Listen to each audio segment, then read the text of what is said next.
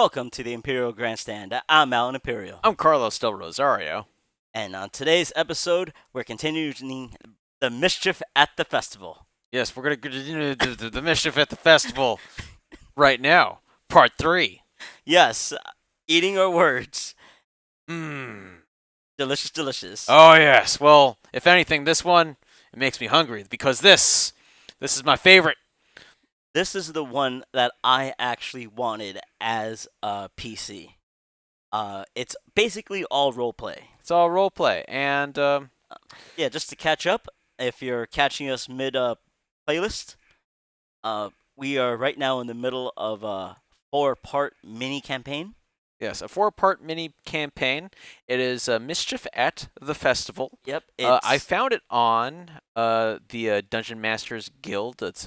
It's a very fun website. It has a small modules here and there to supplement your DMing material. But yeah, there's a lot of talent in this. I like it. Yeah, and we chose it as a group because we don't have a lot of time on our hands, and we're actually missing the last part of our stuff because of the coof. You know, Yes. what are you gonna do? But this is by an awesome author. Yes, it is Uh, Michael Y. Zhang. Yep.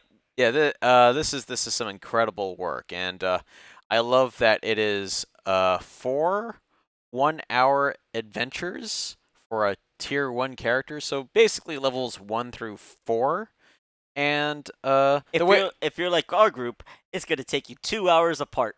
2 hours per part. That's fine. That's fine. I like it because I know my group, and like we're gonna screw around a little bit, and that's great. You need to have.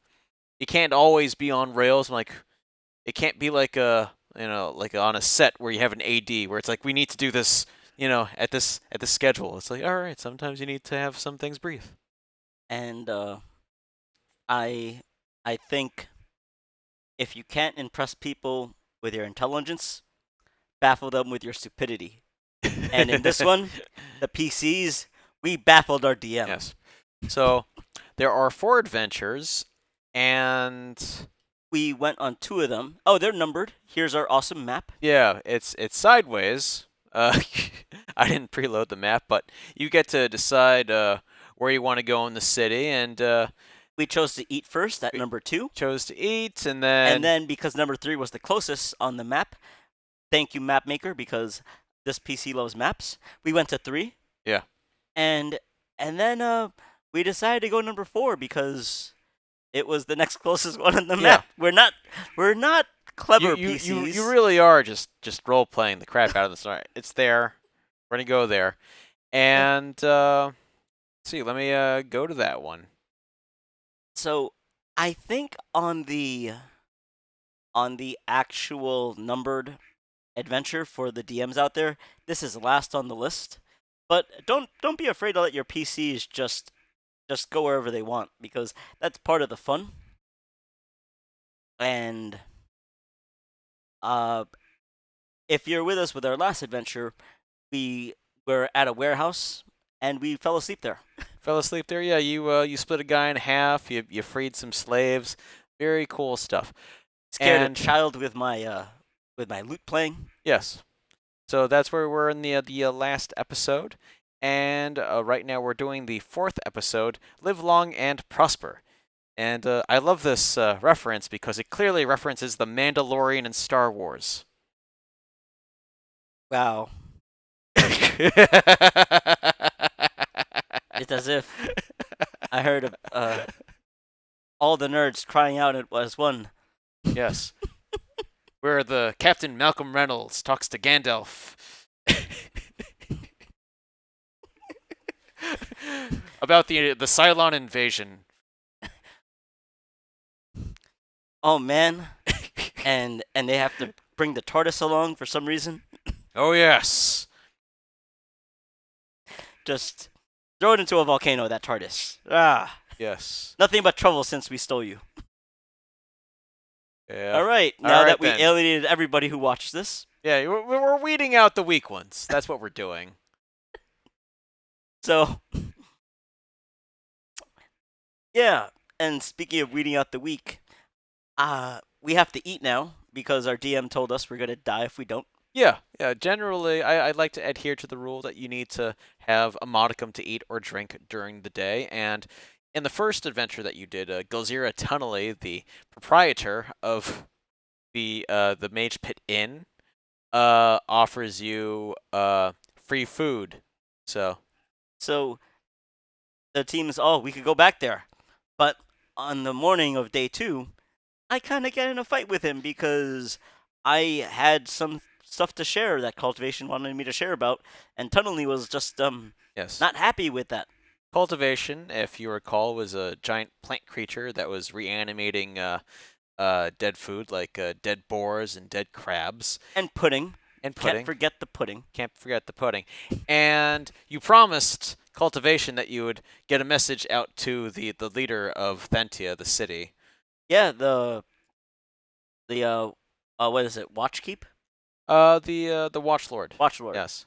and it literally kept me up in the real world because I'm like, oh my god, I totally forgot that I have to tell And you thought that you could, you know, pass it pass along, it along through Gulzira because he's a proprietor of an and established he place. he knows people. He knows people, but he refuses because he wants to keep everything with cultivation secret. So you got into a spat with him, and you are not allowed inside the Mage Pit Inn. Yeah, and I haven't forgotten. Our DM hasn't forgotten. Our the rest of the group that we're with is just wondering what I'm gonna do. So we wake up, and there the rest of our group, Des, Rojian, and Meowin, are all saying, "Oh, let's go to the Mage Pit Inn and eat." And I said, "Hold on, I have to." And I look at my character sheet, and I notice I have a disguise kit.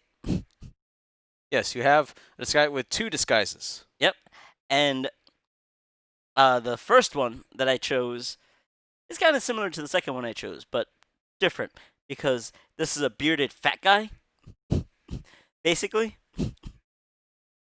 and I just put on the beard, I put on a suit, and I stuffed myself with hay, and it's like, oh, this is good enough.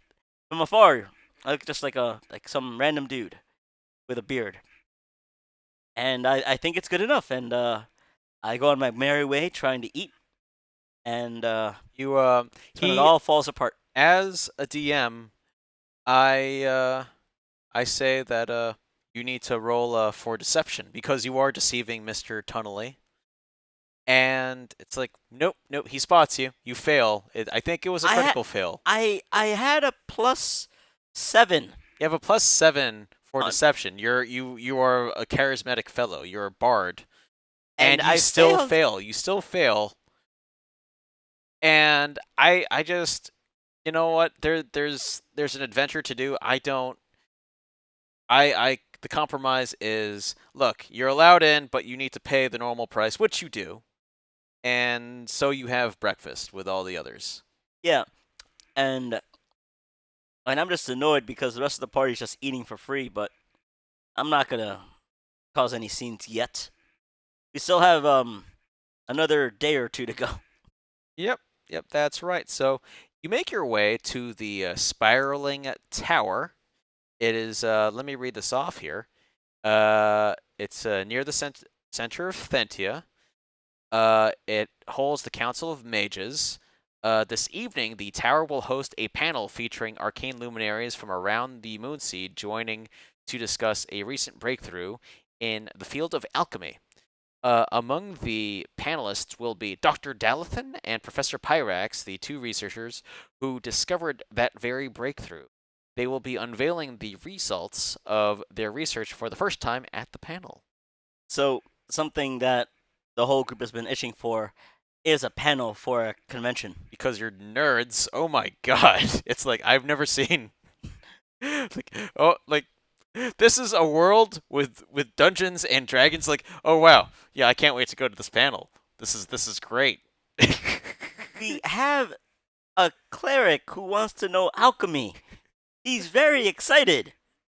Yeah, Des, our cleric, is just very excited to just know about alchemy, and it's like, yeah, you do you, buddy. Yeah. I'm Yes. gonna see if I could break anything. And We walk over. Walk over. Nothing fancy happens between point 2 to point 4 on the map. Oh, what I think is really cool, and I neglected to mention this when we were playing, the area information.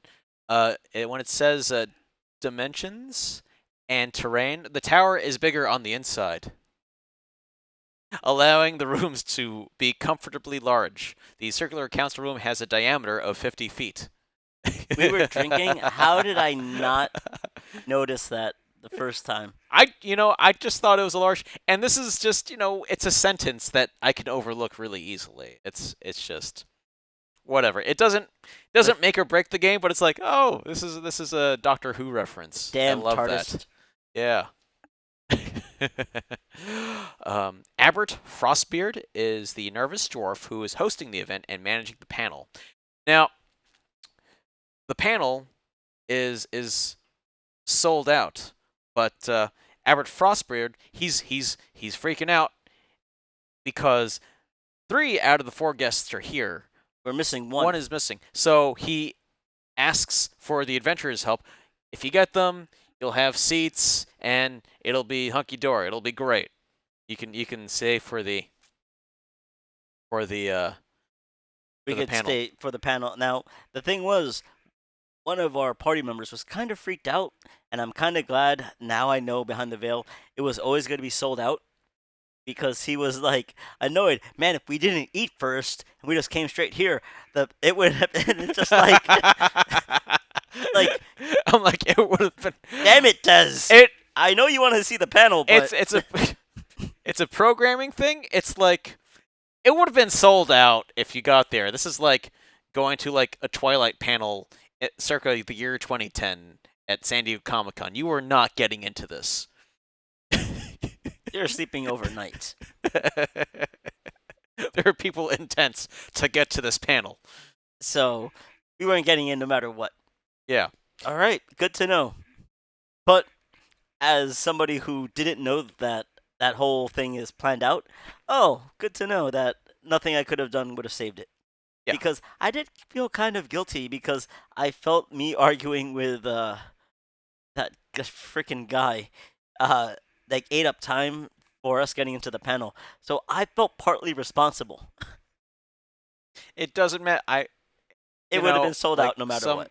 Yeah, and it's like, to me, you never had a choice, but to you, it's like, oh no, we somehow affected things. Like, no, you know what it reminds me of? Super Mario Brothers 3, where you have to choose a chest, and you think Yes. you're making a choice, but everything's predetermined. If you got a mushroom, you're always going to get a mushroom.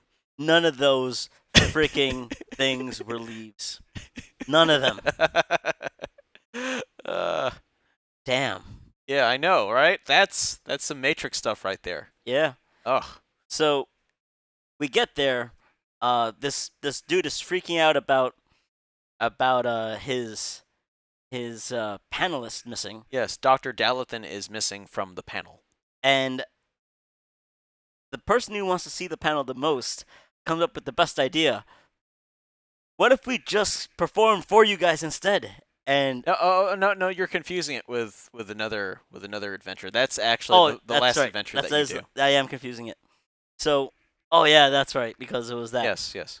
Oh, so So yeah, I forgot what happened next then. you well, before that, from a DM's point of view, this is something you are not privy to as mere player characters. It tells you the whole story of what happened. What? Yeah, you as a DM you have to know the entire story. It's and I wrote small notes about it, and it's just, oh, this is the sequence of events, and don't stray away too much from this because this is spoiler. This is a murder mystery, and you need to keep all of the facts consistent. Yeah, I don't know if anybody out there likes murder mysteries, but it's kind of like Clue Yes. or Agatha Christie novels. Yeah, like a Murder on the Orient Express or Murder in the Orient. Knives Out's a newer Yeah. one. Knives Out. Oh yeah, newer one. Yeah, I really adore that one. That's a really good play on the. You know what? Let's just show that here. Yeah, here's a Murder on the Orient Express. This is the newer one that came out a few years ago. But That there's. man's mustache is incredible. Oh yeah, yeah. That's Hercule Poirot, and yeah, he's known for his mustache. He has an amazing mustache, All right. and And then we also have Knives Out. Knives Out, where one person dies, and you have a whole host of suspects, and you play an investigator, and you have to find out who the murderer is. So yeah, yeah, So we get to play as Daniel Craig. If this was Knives Out. yeah, and it's before the week before I did this, I told you guys I had to manage your expectations in a way. I might have had to lower your expectations. Lowered expectation. All right, you just alienated everyone. Everybody. everyone. What? Why did he say? That? It's a Mad TV reference. I don't, and only like Nobody's gonna get no that. one's gonna get that. If you got that, you're old. Yes, And now I just alienated everybody. everyone. So yeah, because there's no combat in this, and you have to be upfront about it. If you have a person that built up a barbarian and it's like he's all about the rage, it's like I gotta temper that. Yeah, we have a dragonborn, literally just ready to chop things in half. And I was afraid for him because he's the Captain America of the group. He's first one in to do some stuff, Yeah. and it's like some of his best qualities won't be used in this, but like George, our paladin, our dragonborn paladin, he was having a ball. Rojan was just amazed. Yes. Um, so you get the entire story about what happens between Dr. Dalathon and Professor Pyrex. Yes. And something that I love while we were doing this murder mystery was there are red herrings. Oh yes. Oh yeah, I love it. This is great, and I would have loved to have played something like this as like a 10-year-old. Because it's like you don't get to do a murder mystery like this in a video game that often. No.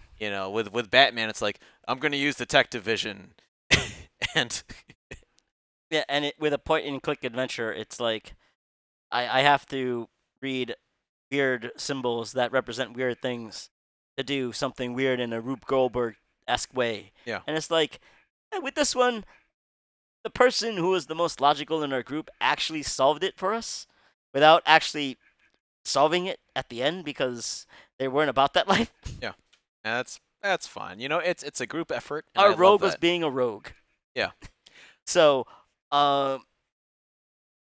I think we get a map of like the tower, and we have to go to different rooms in the tower. Yes. And So we have to. the first room. Well, first you go to Dr. Dalton's room because Yeah. remember we're jumping the gun a bit, but you need to see. Oh, where's Dr. Dalton? Go up to her room, and let me just read this. Lying next to the bed is the body of a sun elf who is undoubtedly Dr. Dalton. Her head is mostly melted by acid, and she is obviously dead. A flurry of notes and papers are scattered on the desk and on the floor next to her body. So, I love that you guys just this is the point where like this is a murder mystery. Oh my god. Yep. Now, I love how our cleric was all about like, okay, what checks do we need? Like, just really having a deep conversation, and then finding out, oh wait, I have the best medicine check. Yeah. And then he rolls and he gets it, and it's all very like a theater of the mind at this point. Yeah, there is no grid or anything or battle grid. This is all theater of the mind, and to me, this was the hardest one to DM just because there is so much information. I got to keep this all straight in my head. But it was also the to me the most fun because I get to play all these NPCs with all their motivations and their histories, and I really had to pay attention. Now, something you could have done but didn't is do what a normal person would have done and just report this. But no, you're like you went to I will go to straight to solving this murder. We could have went to the guards. You could have went to Abert Crossbeard. That was an option. That was always an option. Just saying, yeah, we found Dr. Dalathan. She's dead. Like, no, but you just decide to maybe you're literally you have no credentials. You're just going around like, here's the paper. Here's stuff. Oh, let me mess around the crime scene. We're the Scooby Gang You're without being asked. and it's like, I mean, I'm not terribly familiar with the laws of Thentia, but that's not cool. We were supposed to check in with the authorities. You can. We I wasn't a stickler for that, but if this were real life, you wait. We had a lawful good person with us. that Wow. wow, does he have a lawful good badge on him? I don't know. By the way, it's like I have to ask him several times.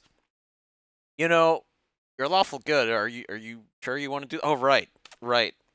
I shouldn't be looting dead bodies. It's, Des, what the hell? I'm like, yeah, So we didn't do that. you didn't do that, What and we that's fine. yeah. That's fine. I know our cleric Des. He did a medicine check. Yes. So, yeah, you did a few things. So while you go and investigate Dr. Dalathan's body, you can do a medicine check, and the body has been dead for about an hour, and it's sufficiently dead and missing a head. So even if you were at the level to do a raised dead spell, that wouldn't work. Um, let's see if you did an Arcana check. It's acid. It's Dr. Dalathan died through acid. Yeah, and acid of either a spell, concoctions, alchemy, or maybe a monster spit.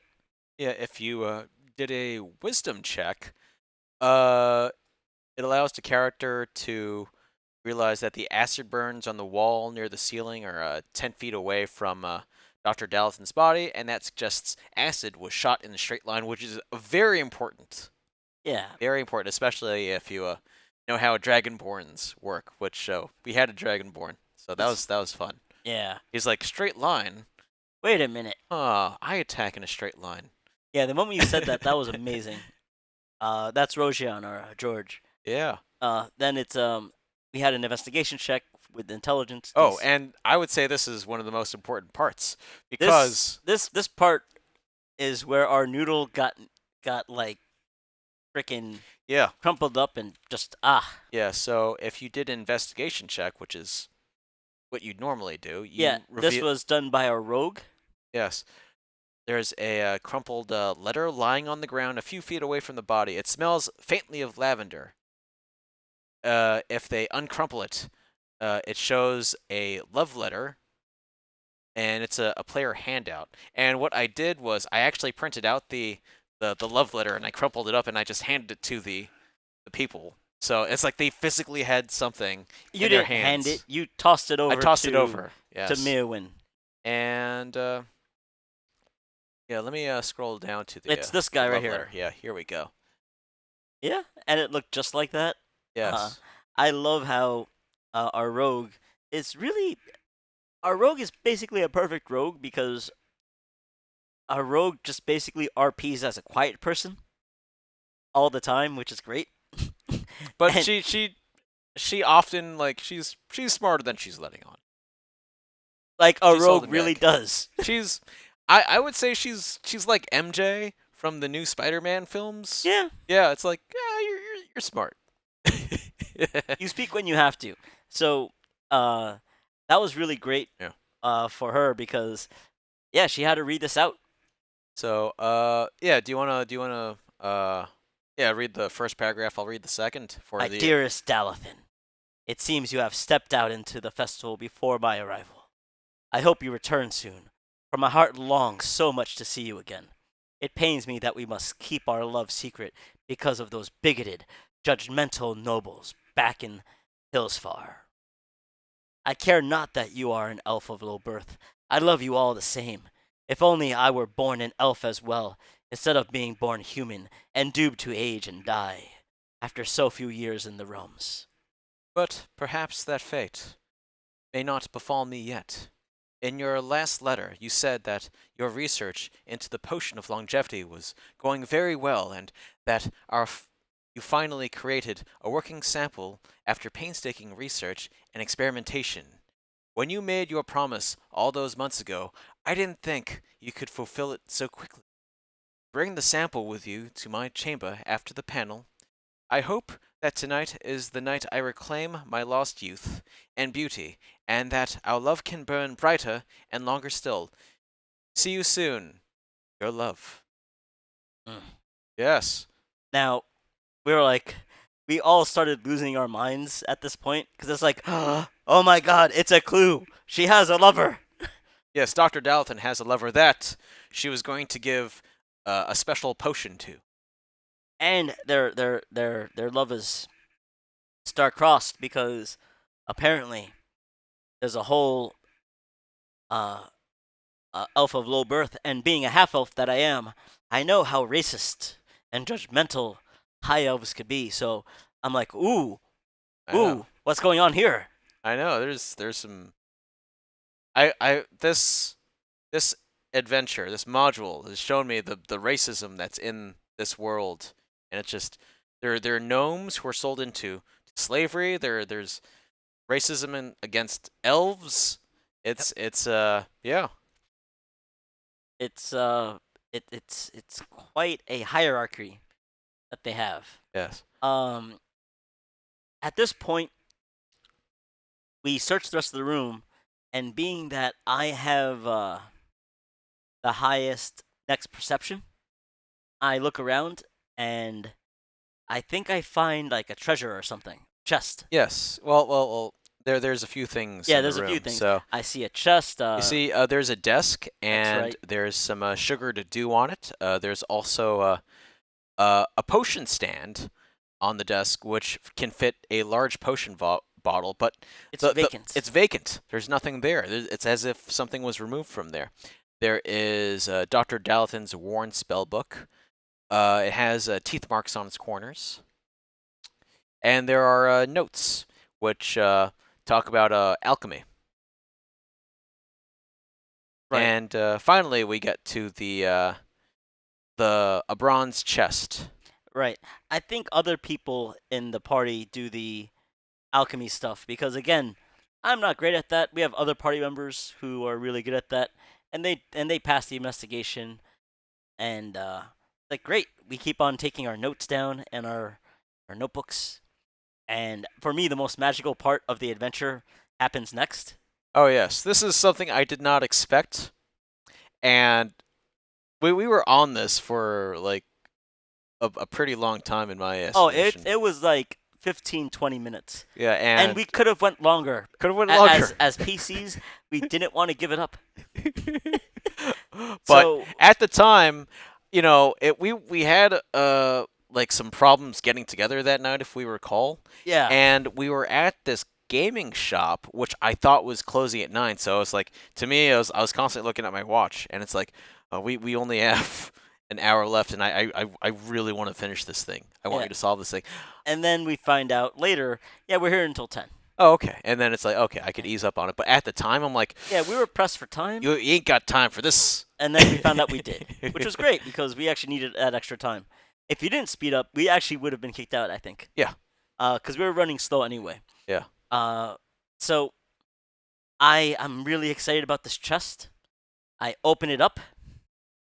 When you open the bronze chest, you see inside a messy trunk full of spilled and half eaten alchemical reagents. Lying in the middle of that mess is a small three eyed imp, rubbing sleep from her eyes. She blinks in surprise and then leaps out into the air looking around. She says in a cheerful voice, "Thanks for letting me out. I thought I'd be trapped in there forever. Oh, what happened to that elf?" And the first thing I do is I try to roll to capture it. Because it's like, an imp just jumped in front of me. Yes, And but fail. you were not successful. No, I'm a half elf. I don't have great reflexes. Yes. But we start interviewing Dapper because Dapper wants to talk. And it's like, whoa. And, oh, let's pull up what Dapper looks like. Oh yeah. So Dapper is actually Page 37, if you want to go back. on. Okay.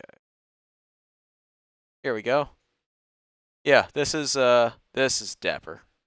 Yeah, she's a three-eyed imp, Yeah. and I just like I don't know what it was from your perspective. I was just trying to play the character. You started doing this voice Yes. that sounded surprisingly like a weird time traveler from uh, a show that was like DS9, but not Yeah, it was from Babylon 5, Zathros. Zathros. Zathros. Yeah, and to me that made sense, and it gave the character a lot of texture, and I even wrote a lot of lines that I wanted Dapper to say. Um, So we start interviewing Dapper, 37,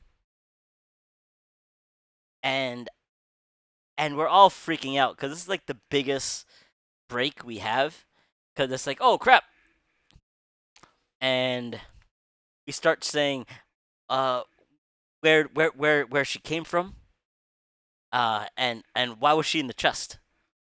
And they actually have that. Oh crap, that's actually in the yeah, thing. yeah. So, from my own notes here, it's like, Dapper's master sent me here to find powerful mages, but no powerful mages here. They, they also did not like when Dapper ate their books, and I made the choice to have Dapper more or less always speak in the third person. I think that really does make you remember Dapper's name. It's a very Zathros thing, and it's that accent, man, that made us fall in love with it. Dapper looking around, but then good smells. Food all around, eating, gnawing. But then, fancy fancy lady walks in. Dapper hidden chest. Dapper smart. Woman wrote letter, tidied up, left letter on desk, and then closed chest.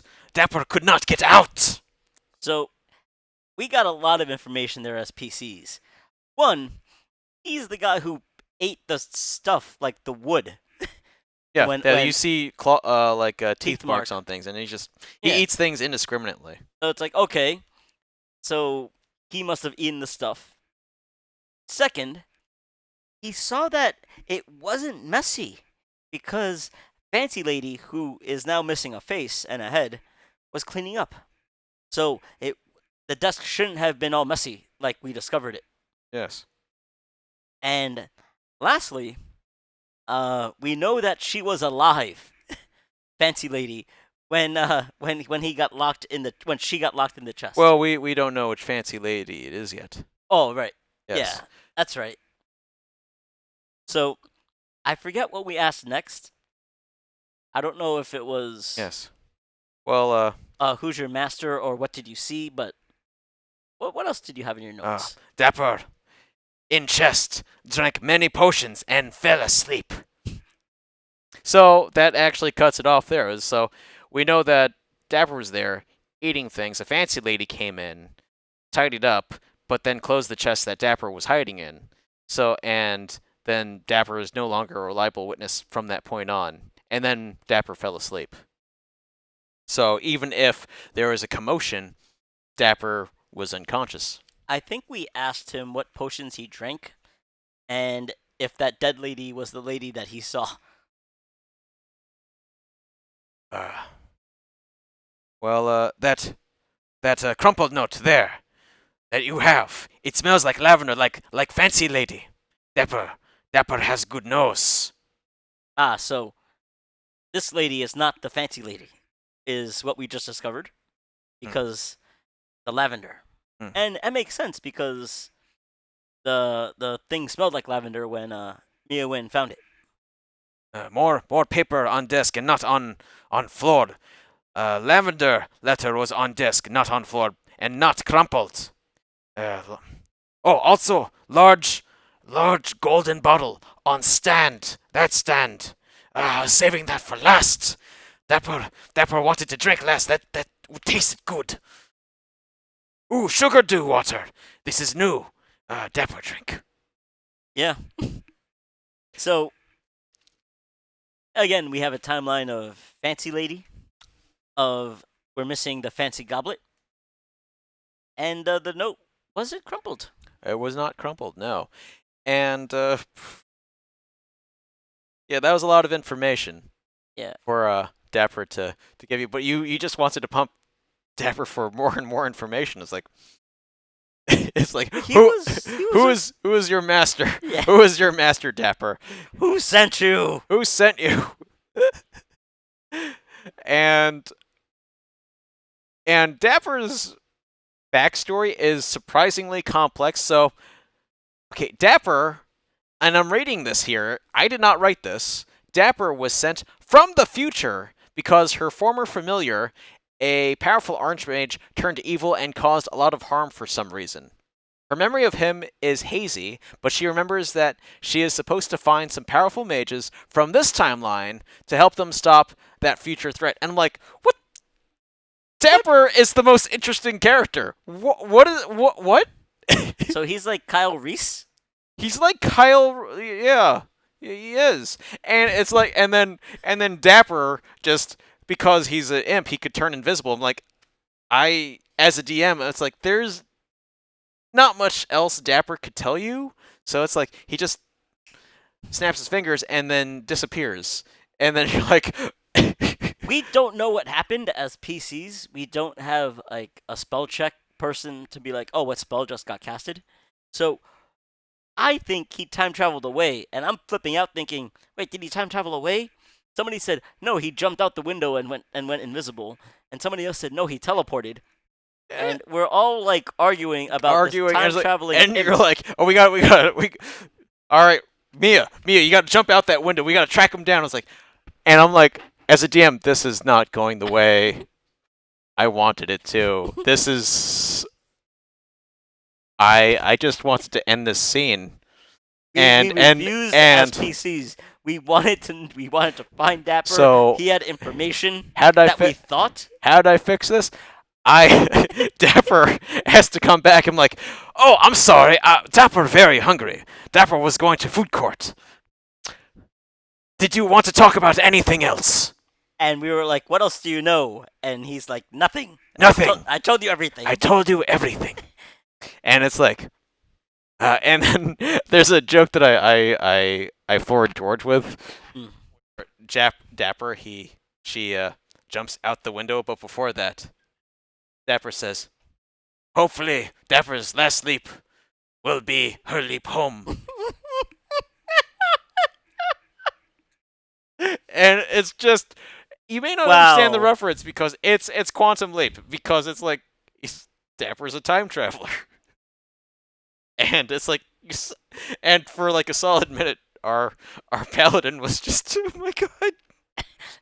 Yeah. and, and it's just like,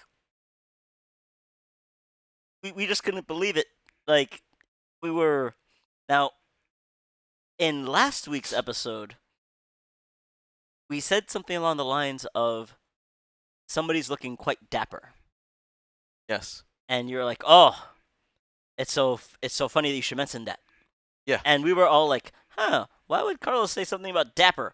So then when Dapper came along, we're all like, oh my god, this is so important.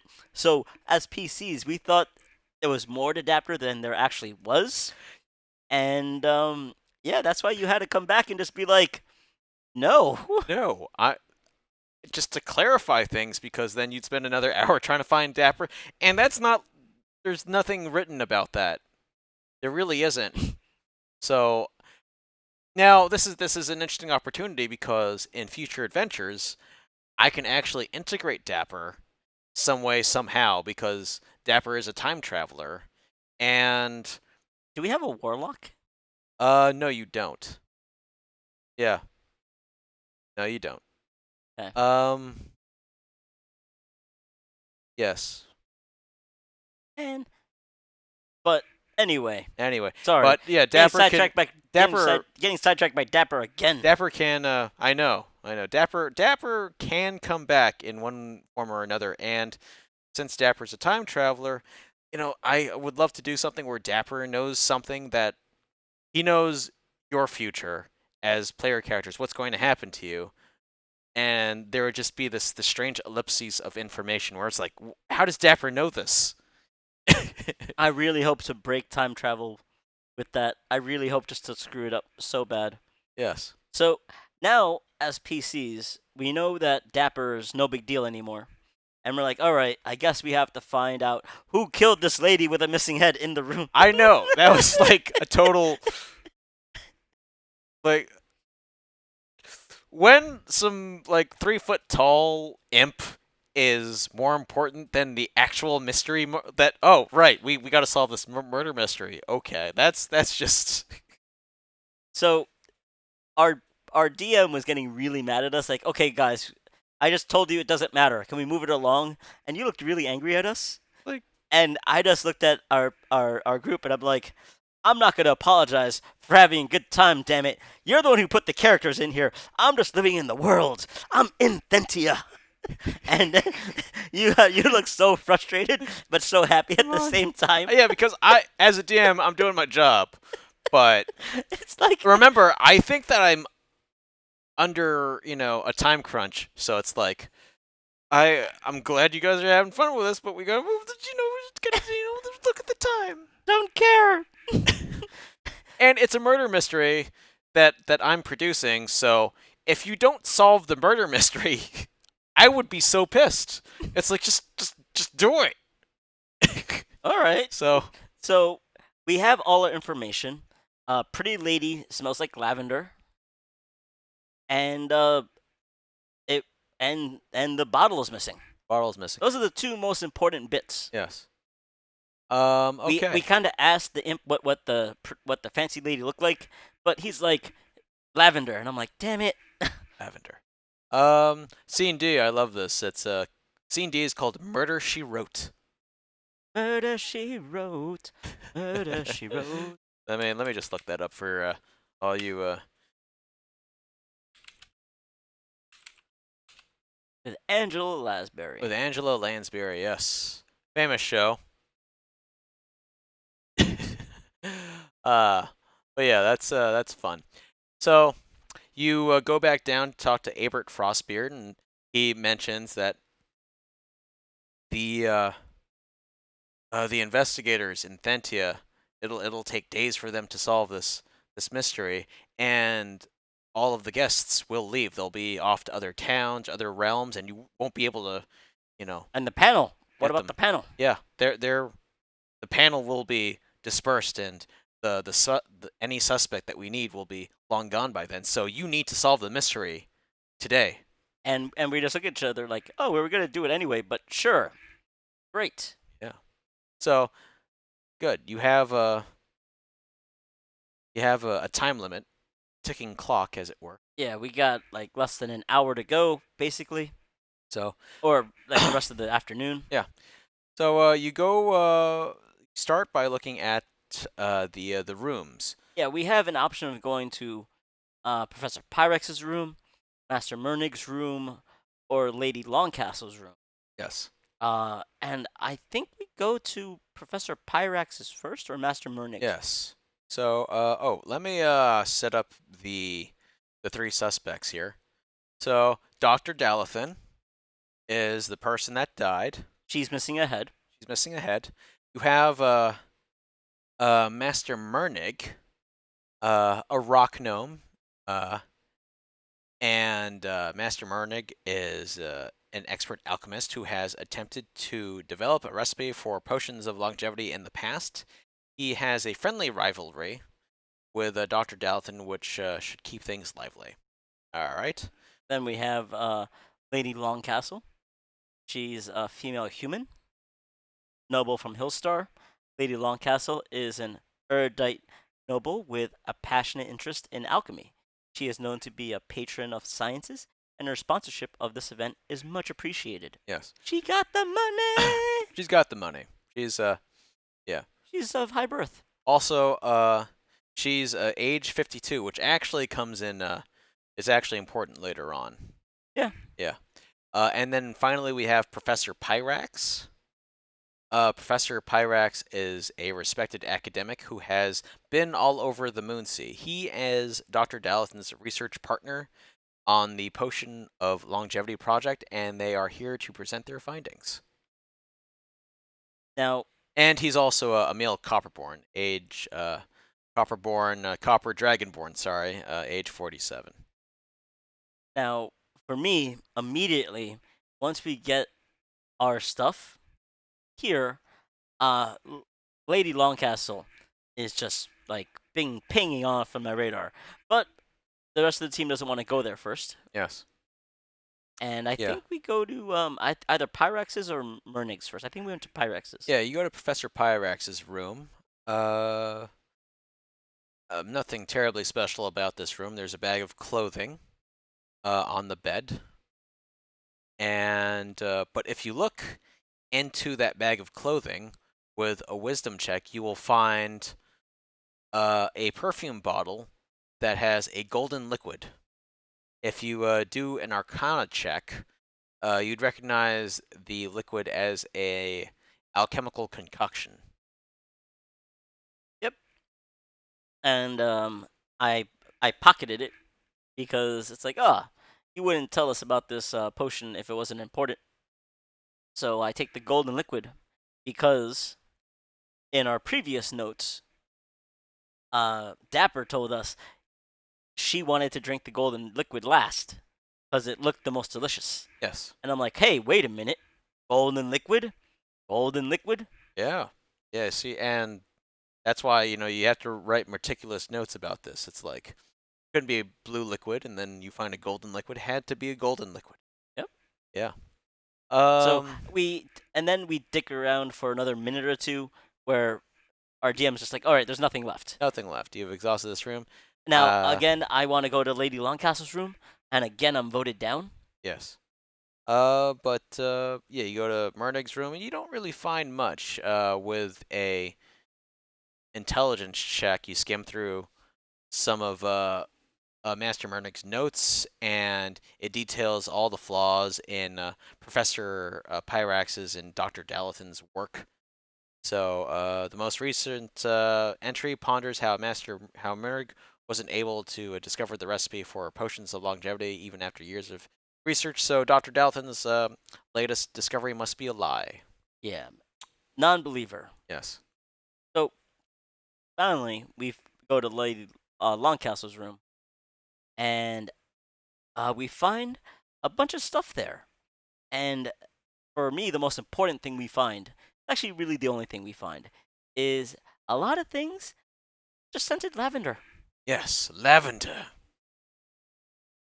So, uh, if you've ever seen uh, Knives Out or Murder She Wrote or Murder on the Orient Express, this is the parlor scene. Yes. So, Abert, when you're done looking through the rooms, Abert Frostbeard, he wants you to interview the suspects, but it's not listed here. But what I tell you, just so that you're primed when you're supposed to expose someone, was to give you some criteria on how to solve the mystery. And I through Abert, I tell you, in Thentia, you need multiple sources of evidence, Uh-huh. not just the one thing. You need to establish motive and and uh, and all those things and how they did it, the execution. Yeah, motive. We need Just a weapon. You need yes, evidence. yes, the loot, the warrant, and the crook. Yes. Yeah. um. So you interview Lady Longcastle, and she has a stoic demeanor. Uh, and at first she says, "Oh yes, yes. The doctor and I, we have a very professional relationship." Really professional? Not what I heard. And then what I did, just to give Lady Longcastle a a little more texture. Is the I just imagine that she had a fan, and that as a lady, if she was ever under stress, she would start fanning herself like this. Oh goodness. It's getting hot in here, Yes. So and we played with that. That was fun. yes, yeah. This in a way reminds me of another game. L.A. Noir. They just remastered that actually. Yeah.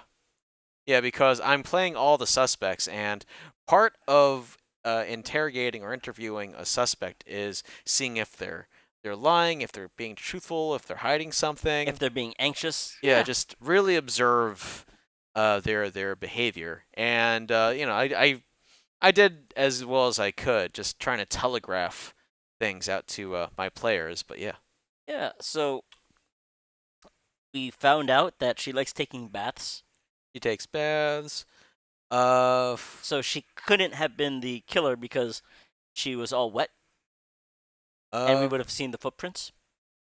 well, Well, at the time of murder, she claims she claims that she was taking a bath, bath. which makes sense, sure. And the adventurers, they uncover that. Oh, they since you have the letter, it's like, is this not your letter? Yeah, and she she relents and says yes, she breaks yes, down, and yeah, she and Doctor Dalathan, they had a tryst, and Doctor Dalathan promised Lady Longcastle the potion. yeah. And we kind of find out that yeah, the potion was not for profit, but for love. Yes. Let's see here. Let me read this out. When Dr. Dalathan came close to completing a sample of the potion, she promised Lady Longcastle that she would give her a vial as soon as it was in working order. Dr. Dalathan contacted Lady Longcastle again a 10 day ago, saying that she will have a working sample at the festival. Professor Pyrax did not know of this arrangement. Yep. Yeah. So that's all we get from the interview, and we have our rogue doing the interview here. Thank goodness. So we found out a few things. One, they're lovers, and two, the potion is all about her living a very long life, Yes. and that nobody else knew about the arrangement. So three things.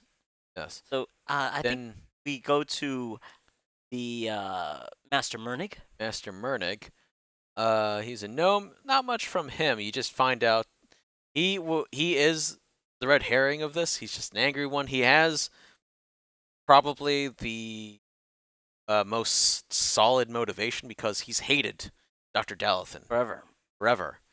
And that they had an altercation earlier in the day during the festival. They had uh, A heated public confrontation. yeah, at the food court, and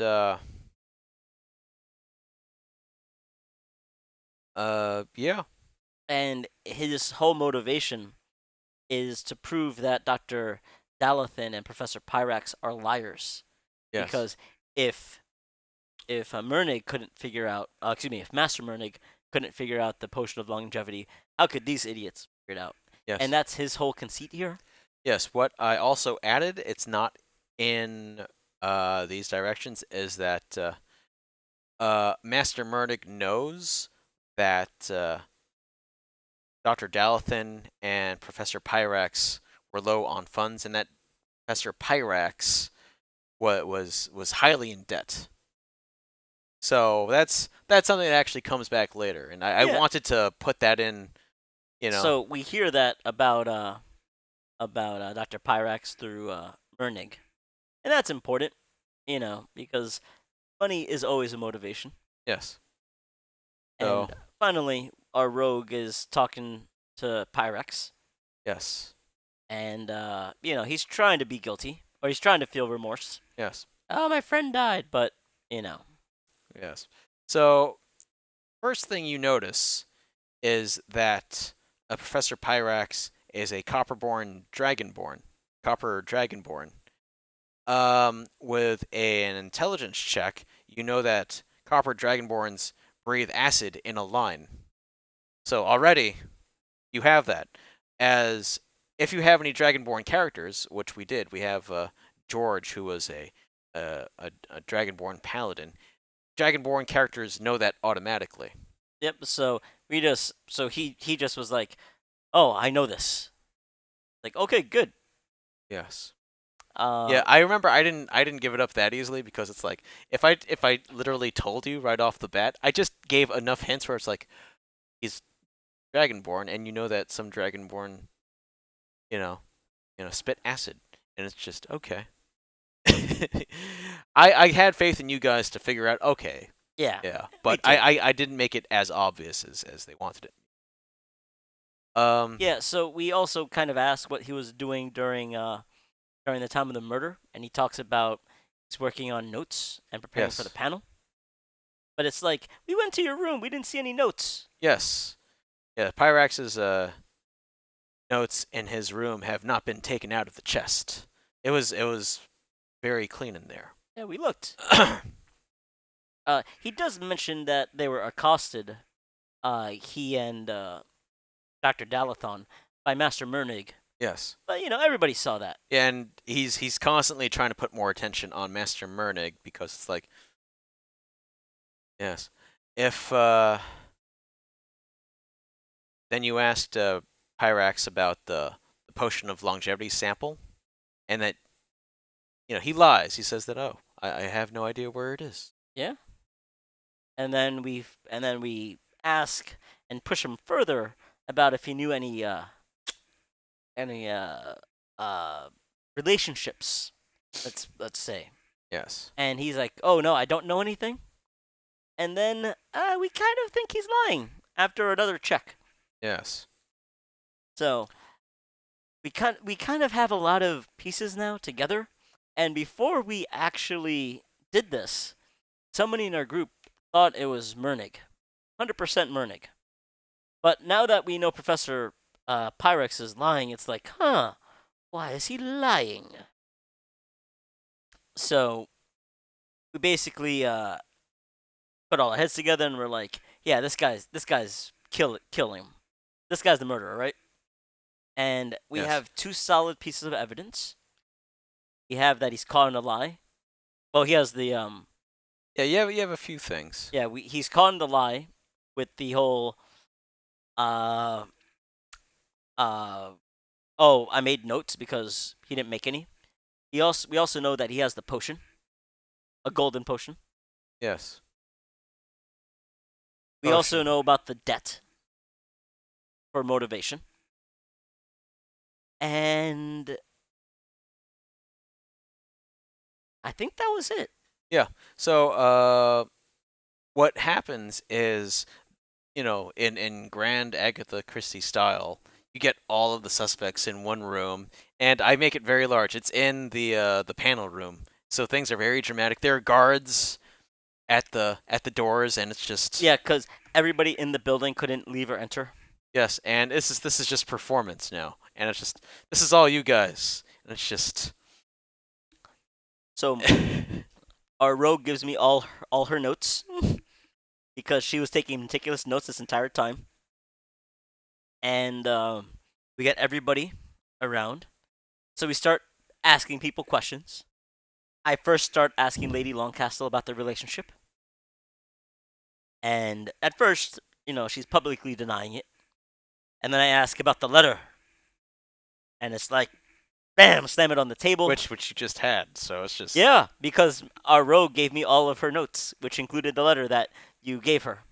So, again, for our DMs watching, it's really important to give your PCs things to play with that are tangible, because during a murder mystery, it does come back at the end.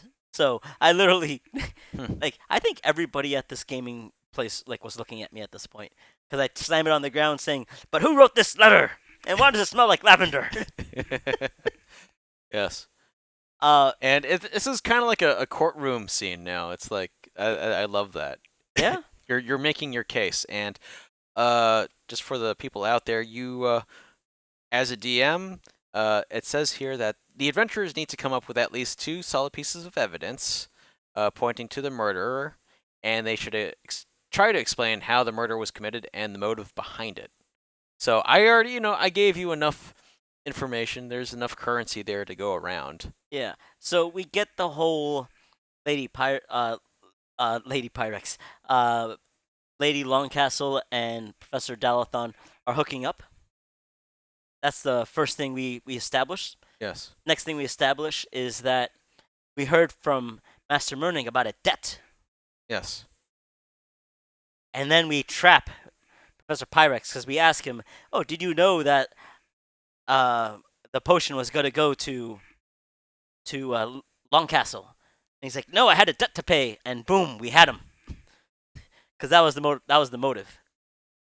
Well, there are a lot of There other was a lot of motives, other things, but but we have the but motivation and that you're you know spitting acid in a straight line is pretty obvious. I mean, I hate to be stereotypical, but it's of we were Dragonborn, we were but it's gonna do like that one last uh because you know also you found golden potion in his room. He was denying that it was the golden potion. yeah, again, we were gonna do it last because I wanted to. There's a lot. There's a lot Yeah, of there it, was a but it's lot, like but we basically went over every piece of evidence and just kept on but putting him into a corner. yes. So what happened was after Master Mernig confronted both Dr. Dalathan and Professor Pyrax at the festival, they go back to the room. Now, their room was disheveled, but for some reason it was clean. And that's because Lady Longcastle was there and cleaned it up and left a letter. So here's Professor Pyrax and Dr. Dalathan thinking someone messed up, someone messed our stuff, and they're looking through our notes, and it's like, we have to make sure we have everything.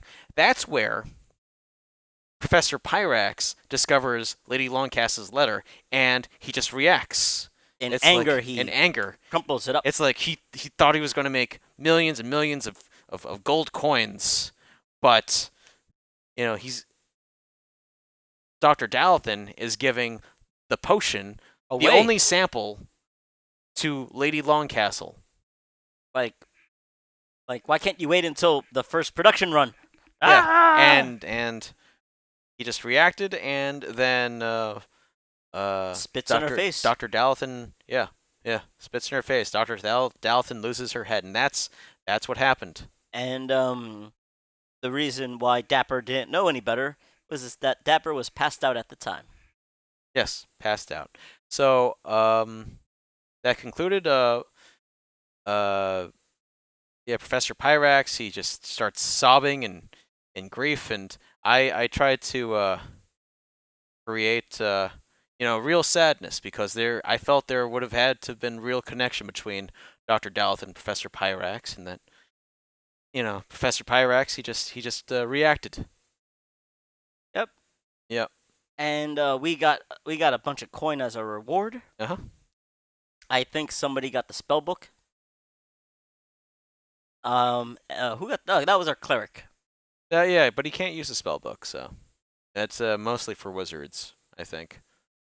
Yeah, and Dapper will come in the future. Hopefully, I don't know. Yeah. Or your past. Ooh. Uh, now, even though this adventure had the least amount of actual combat, for us as a group, it was one of our favorites. Because we basically got to live a Scooby Doo adventure, where we come to this place, we expect one thing, and then oh my God, somebody's dead. We have to solve a murder mystery. Yeah. And it's on us to save it Yeah. because the authorities just can't. Ain't nobody got time for that. You all got really hyped, and then like Andrew, our cleric, was like, "Is if there's like a murder on the Orient Express, we want to do that adventure." And I'm like, and the next day, I was just looking at the dungeon, the Dungeon Masters Guild, and you know, and then I actually found it. There is a really good one apparently. It's the For average level 6 and up. So for level 6 and up, but it's something to look forward to.